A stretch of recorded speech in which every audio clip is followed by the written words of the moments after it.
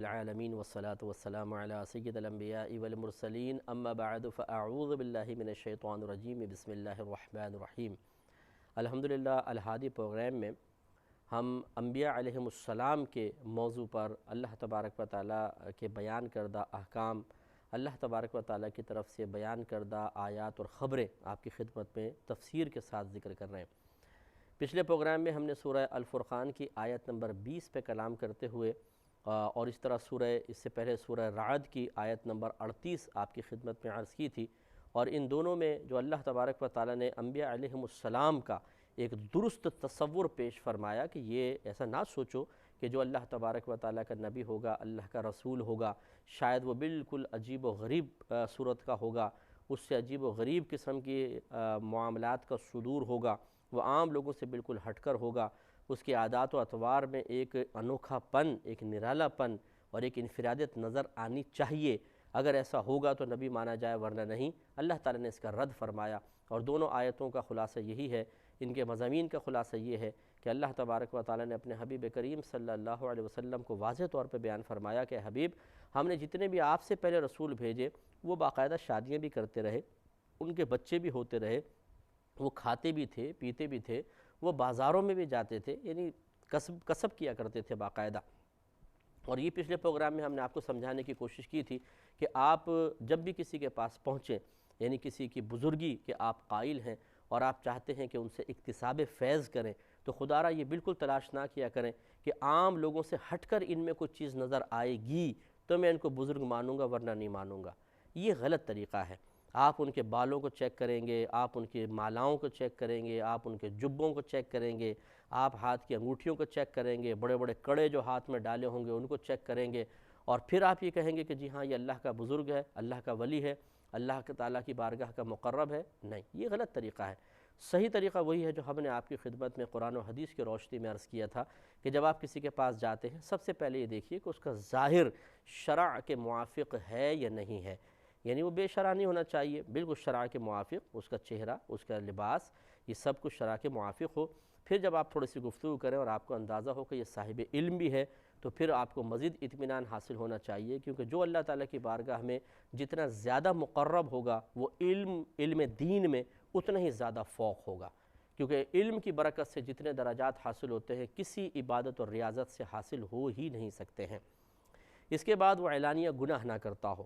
آپ اطراف میں چیک کر سکتے ہیں، اس کے حجرے کے اندر، اس کے آستانے میں، اس کی عادات و اطوار، جو لوگ اس کے پاس ملنے کے لیے آ رہے ہیں، کچھ ہی دیر میں انسان اندازہ کر سکتا ہے کہ کیا وہ ان کے درمیان رہ کے کوئی گناہ تو نہیں کر رہا۔ اگر اعلانیہ طور پہ گناہ نہیں کرتا، بہت بڑی بات ہے۔ اور پھر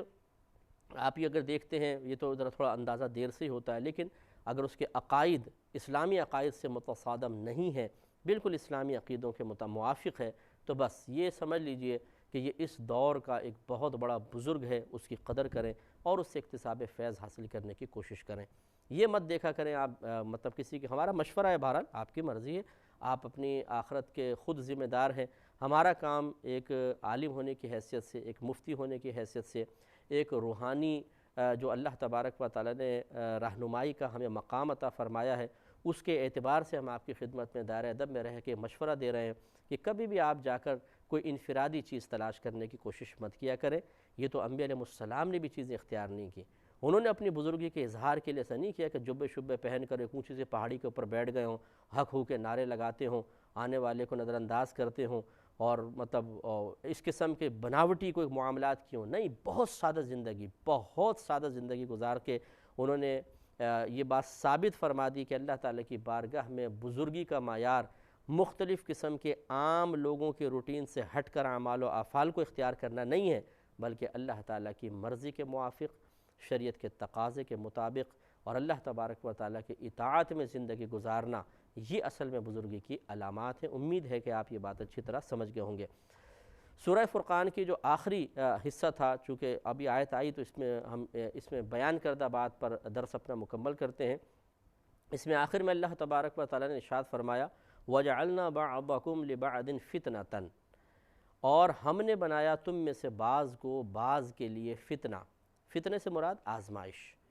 تو معلوم ہوا کہ ایک دوسرے کے لیے آزمائش ہے۔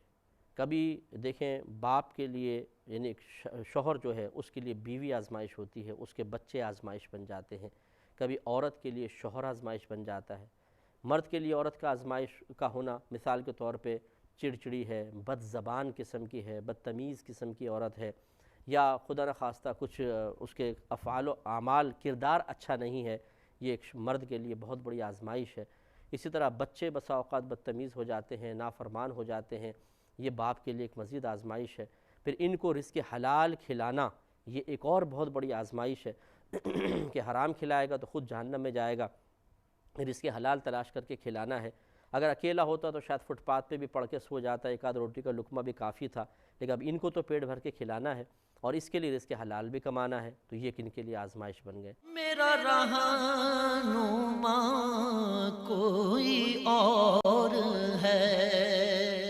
اسی طرح بعض اوقات شوہر بیوی کے لیے آزمائش ہوتا ہے کہ وہ بد دماغ ہوتا ہے، بدتمیز قسم کا ہوتا ہے، شکی شوہر ہوتا ہے، ظلم و ستم کرنے والا ہوتا ہے، بار بار عورت کو اس کی عورت ہونے کا احساس دلانے والا، حقارت کا احساس دلانے والا ہوتا ہے۔ کبھی عورت غریب خاندان سے تعلق رکھتی ہے، یہ امیر خاندان سے تعلق رکھتا ہے، اس کا خاندان تھوڑا سا اعلیٰ ہوتا ہے، عورت کسی ایسی ذات سے تعلق رکھتی ہے جو اس کے خاندان کے مقابلے میں بہرحال ذرا کم متصور ہوتی ہے، تو پھر شوہر طعنہ دیتا ہے، الٹے سیدھے ایسے جملے کستا ہے، اس کے بھائی بہنوں، اس کے ماں باپ کو اتنا برا بھلا کہتا ہے کہ عورت کی شدید دل آزاری ہوتی ہے۔ یہ بھی ایک فتنہ اور ایک آزمائش ہے۔ اس طرح استاد کے لیے شاگرد بعض اوقات آزمائش بن جاتے ہیں، خصوصاً ہمارے ملک میں کہ جہاں استادوں کی بیچاروں کی بہت ہی کم عزت کی جاتی ہے۔ کلاس میں استاد ہوتا ہے، ہوٹنگ کس رہے ہوتے ہیں اور لڑکے الٹی سیدھی حرکتیں کر رہے ہوتے ہیں۔ بعض کالجز یونیورسٹیز تو ایسی ہیں کہ استاد اپنی عزت بچانا بس سب سے بہتر سمجھتا ہے کہ بھائی کچھ کہوں گے تو خواہ ایسا نہ ہو کہ پکڑ کے مارنے شروع کر دیں۔ تو اس قسم کے طالب علم استاد کے لیے آزمائش ہیں، اور بعض اوقات استاد صاحب شاگردوں کے لیے آزمائش بن جاتے ہیں، خصوصاً وہ معذرت کے ساتھ وہ ٹیچرز، وہ پروفیسرز کہ جن کو جو مضمون دیا گیا ہے وہ اس کو پڑھانے کی صلاحیت ہی نہیں رکھتے ہیں۔ آ کے وہ لیکچر تو دے رہے ہوتے ہیں اور بچوں کے سروں کے اوپر سے نکل رہا ہوتا ہے، اور وہ غم و غصہ میں اپنی انگلیاں موڑ رہے ہوتے ہیں اور ایک دوسرے کو اشارہ کر رہے ہوتے ہیں، کر کیا رہا ہے بھائی، کیا پڑھا رہے ہیں، میں سمجھ ہی نہیں آتا۔ جب شروع کرتے ہیں تو تب سمجھ میں نہیں آتا، ختم کرتے ہیں تو پتہ نہیں چلتا کیا پڑھایا ہے۔ یہ بھی ایک آزمائش ہے۔ خلاصہ کلام یہ ہے کہ آپ دنیا میں دیکھیں ہر ایک کسی نہ کسی لحاظ سے دوسرے کے لیے آزمائش بنا ہوا ہے۔ حکمران کے لیے عوام، عوام کے لیے حکمران، ایک پڑوسی کے لیے دوسرا پڑوسی، اس کے لیے یہ پڑوسی، اس طریقے سے ہر ایک۔ تو اللہ تبارک و تعالیٰ نے فرمایا کہ ہم نے تمہارے لیے، تم میں سے بعض کو بعض کے لیے آزمائش بنا دیا ہے، اتصبرون، تو کیا تم صبر کرو گے؟ تو یہ سوال کرنا مقصود نہیں ہے، بلکہ یہ حکم دینا مقصود ہے کہ یہ ہماری مشیت ہے کہ ہم نے ایک کو دوسرے کے لیے آزمائش بنایا، تو اب تمہیں اس امتحان میں پورا اترتے ہوئے صبر و تحمل کا مظاہرہ کرنا ہے۔ یہ ہم نے پہلے کئی پروگرام میں آپ کو صبر کے بارے میں بتایا تھا کہ اگر انسان کی نفس کی مرضی کے خلاف کوئی کام ہوتا ہے تو انسان کے دل میں، قلب میں نفرت کے جذبات بیدار ہوتے ہیں، تو پھر ایک باطنی تقاضا نمودار ہوتا ہے کہ کچھ کرو، انتقام لو، کچھ مارو پیٹو، منہ سے بولو، کچھ کر دو۔ لیکن اگر انسان اس قسم کے تمام شکوہ شکایت کے اظہار سے، غم و غصے کے اظہار سے اور اسی طریقے سے انتقامی جذبے کے اظہار سے اپنے آپ کو روک لیتا ہے تو اس کا نام صبر ہوتا ہے۔ گویا کہ کسی بھی طریقے سے انسان اپنے ہاتھ، پیر، آنکھ وغیرہ زبان سے اس طرح قلب سے کوئی شکوہ ظاہر نہ ہونے دے، کوئی اعتراض ظاہر نہ ہونے دے، اپنے آپ کو اللہ تعالیٰ کی رضا میں راضی رکھتے ہوئے وہ ہر قسم کی انتقامی کارروائی سے اپنے آپ کو روک لے، تو یہ صبر ہے، اور یہ بہت بڑی بات ہے۔ معلوم یہ ہوا کہ یہ تو اللہ نے قرآن پاک میں بیان فرما دیا کہ ہم نے تم میں سے ایک کو دوسرے کے لیے آزمائش بنایا ہے۔ تو اب یہ تمنا رکھنا، اب بعض لوگ ٹھیک ہے، یہ تمنا کوئی بری نہیں ہے کہ اگر ایک بہن کہتی جی میرا شوہر ظالم ہے، آپ دعا کریں کہ وہ اچھا ہو جائے، ٹھیک ہے، دعا کروانے میں کوئی حرج نہیں ہے۔ اگر آپ جائز طریقے سے کوئی وظیفہ پڑھنا چاہتی ہیں اس میں بھی کوئی حرج نہیں ہے، لیکن اس سے فیڈ اپ ہو جانا اور اس سے مایوسی کے اندر ٹینشن اتنی زیادہ لے لینا، ڈپریشن کا شکار ہو جانا اور بعض اوقات خودکشی تک پہنچ جانا، یہ غلط ہے۔ آپ بھلائی کی کوشش کریں، بہتری کی کوشش کریں، منع نہیں،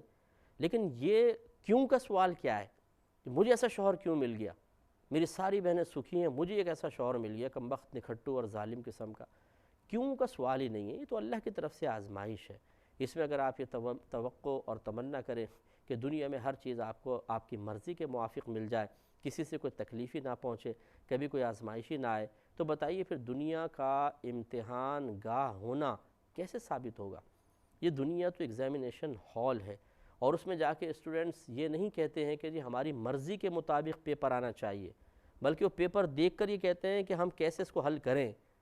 پیپر آتا ہے، اساتذہ جو ٹیچرز بناتے ہیں ان کی مرضی کے موافق آپ کو حل کرنا ہے۔ بس اسی طریقے سے اللہ تبارک و تعالیٰ نے دنیا میں ہمارے لیے مختلف آزمائشیں مقرر کر دی ہیں،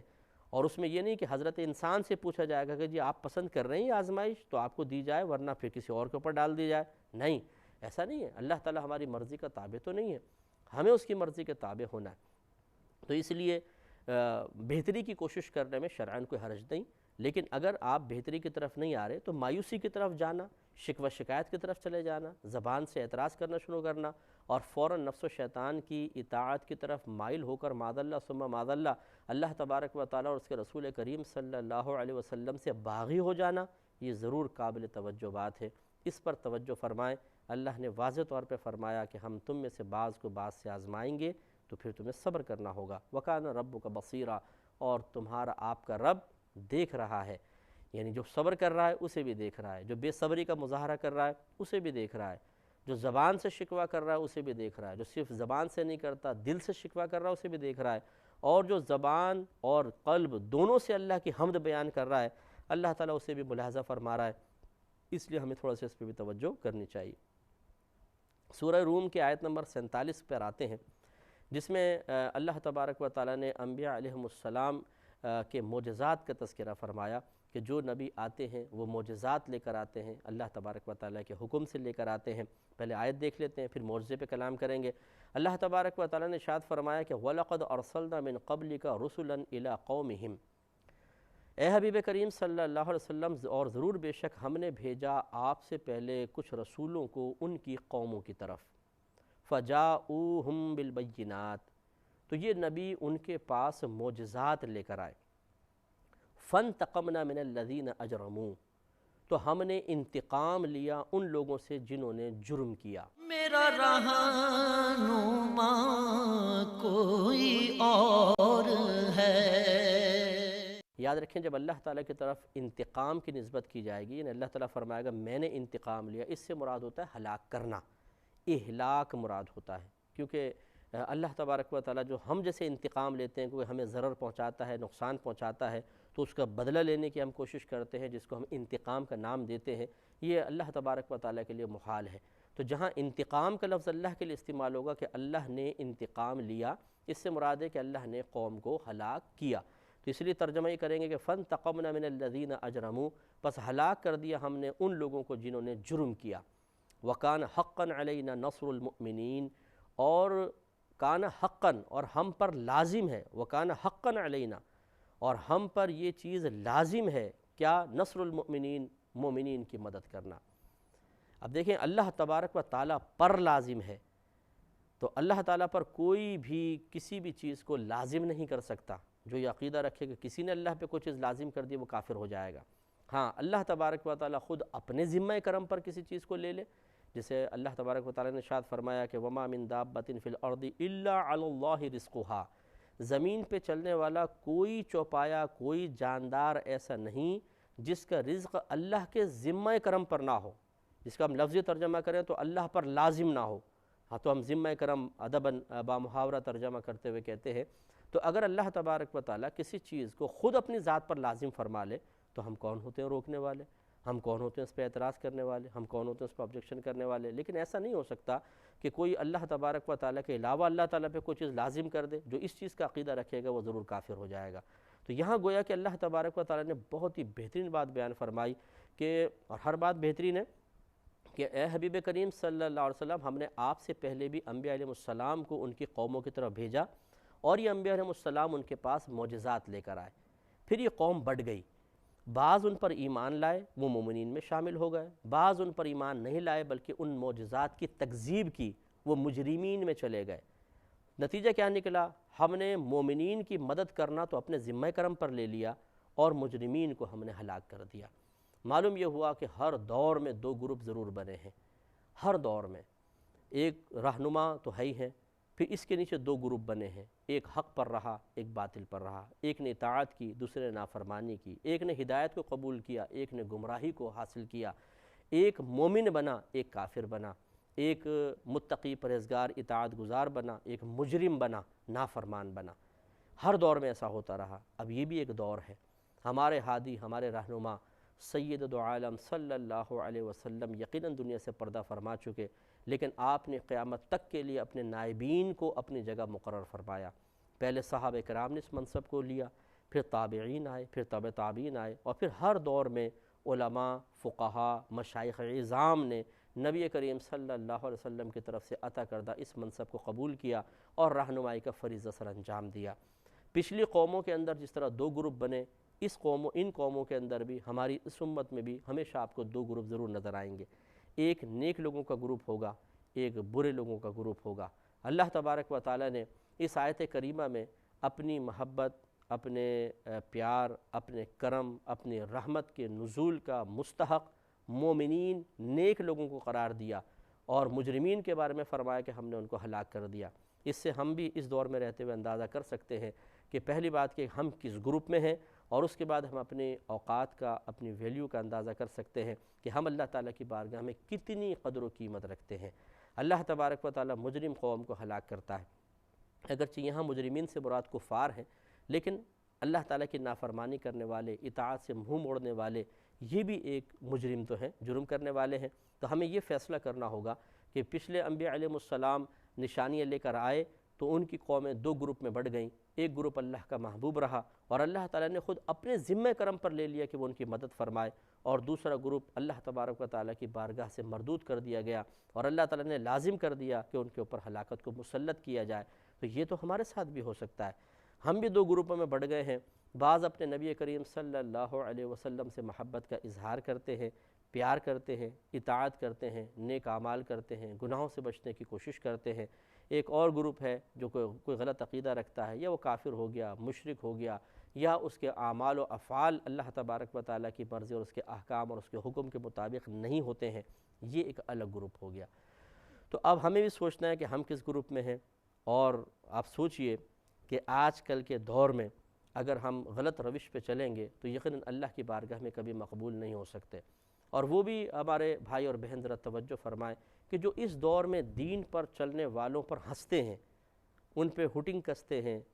ان پہ مختلف قسم کے نیگیٹو کمنٹس دیتے ہیں، ان کی طرف اشارہ کر کے ہنسی مذاق کا نشانہ بنایا جاتا ہے کہ ارے جی بڑے مولوی آ گئے اس دور کے اندر، جمعہ 8 دن ہوئے نمازیں پڑھنے لگے تو جی یہ بن گئے وہ بن گئے۔ اور اس طریقے سے بہت زیادہ اگر خاندان میں ایک بچہ نیک بن رہا ہے اسے تنگ کیا جاتا ہے، کوئی بچی پرہیزگار بن رہی ہے، اس نے برقع پہن لیا، وہ پردے کی طرف مائل ہوئی تو ملانی نام کر دیا اس کا، شادی میں مذاق اڑا رہے ہیں، شادی بیاہ میں کزنز جمع ہو گئے تو اس کا مذاق اڑا رہے ہیں۔ یہ آپ کس کا مذاق اڑا رہے ہیں؟ یہ کن لوگوں کو آپ نگاہ حقارت سے دیکھ رہے ہیں؟ ان لوگوں کو جن کے بارے میں اللہ تبارک و تعالیٰ نے ارشاد فرمایا کہ وَقَانَ حَقًّا عَلَيْنَا نَصْرُ الْمُؤْمِنِينَ،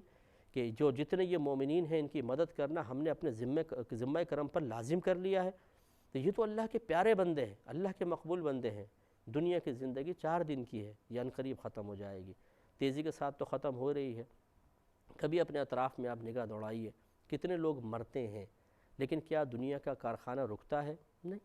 وہ کام چلتا رہتا ہے۔ کتنا ہی امپورٹنٹ شخص مر جائے، کام چلتا رہتا ہے، وہ چلا گیا۔ کبھی کبھار تھوڑی سی خلا محسوس ہوتی ہے، لیکن یہ بالکل ایک گڑھے، ایسے گڑھے کی مثل ہے کہ جس میں سیلاب کا پانی آ رہا ہو کہ وہ فوراً اس گڑھے کو پر کر دیتا ہے اور پتہ بھی نہیں چلتا کہ نیچے گڑھا ہے، خلا ختم ہو جاتی ہے۔ ایسے ہی آپ اور میں بھی اپنی حرکات، اپنے اعمال، اپنے افعال، اپنے کارناموں کے ساتھ ایک دن اچانک دنیا سے رخصت ہو جائیں گے۔ ہم سے کون سا دنیا میں خلا پیدا ہو جائے گا؟ دوسرے آ جائیں گے، دوسرے کام کرنے والے ہوں گے، لیکن پھر ہم قبر میں پہنچیں گے اور اپنے اعمال کا بدلہ وہاں پر ہمیں ملے گا۔ پھر ہم میدان معاشر میں جب اللہ تعالیٰ کی بارگاہ میں پہنچیں گے تو وہاں پر بھی ہمیں اندازہ ہوگا کہ ہم نے بہت غلط کیا، ہم نے غلط گروپ کا انتخاب کیا اور صحیح گروپ کا ہم مذاق اڑاتے رہے، یہ بھی بہت بڑی خطا تھی۔ اب بھی موقع ہے، سنبھل جائیں۔ اللہ تبارک و تعالیٰ آپ کو بھی مجھے بھی اس کی توفیق عطا فرمائے، آمین۔ وآخر دعوانا